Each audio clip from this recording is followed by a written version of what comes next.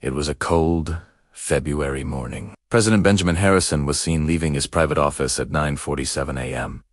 He told the secretary he needed fresh air. Hours passed. He never came back. Days later, investigators found strange clues, muddy footprints leading to the Potomac River, and a torn page from his journal. Rumors spread that Harrison had uncovered evidence of a secret deal between powerful industrialists and high-ranking officials, a deal that could have changed the balance of American power forever. In 1963, a janitor discovered a box labeled Harrison Restricted. Inside a blood-stained handkerchief and a map leading to a remote farmhouse in Virginia. The property, owned by a former Secret Service agent who vanished the same week.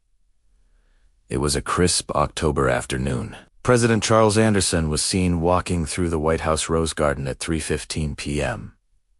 He mentioned to a gardener that he was going for a moment of reflection. Hours ticked by.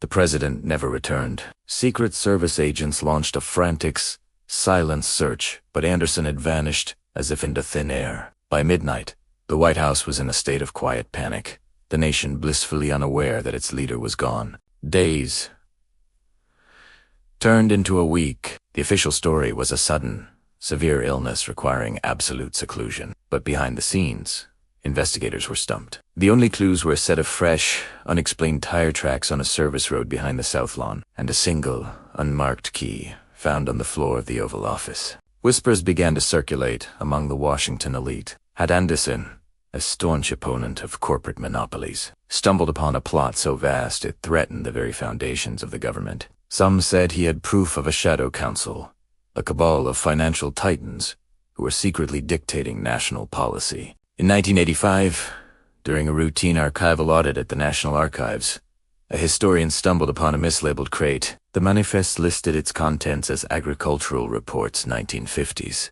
but inside was something far more sinister. A collection of documents, all bearing President Anderson's private seal, was hidden beneath dusty farm ledgers. These were the Anderson files. They contained detailed transcripts of covertly recorded conversations, outlining a massive conspiracy. The recordings implicated several cabinet members and a foreign intelligence agency in a plan to destabilize the global economy for their own gain. The files detailed how Anderson had planned to expose them in a surprise national address, scheduled for the very day after he disappeared. The conspiracy wasn't just a theory, it was documented fact, and Anderson had been the only one willing to bring it to light. The final document in the crate was a cryptic, handwritten note from Anderson himself. It wasn't a cry for help, but a final breadcrumb. It contained a sequence of numbers and a single, chilling phrase. Follow the eagle to the Silent Falls. Decades of speculation followed. Was it a code?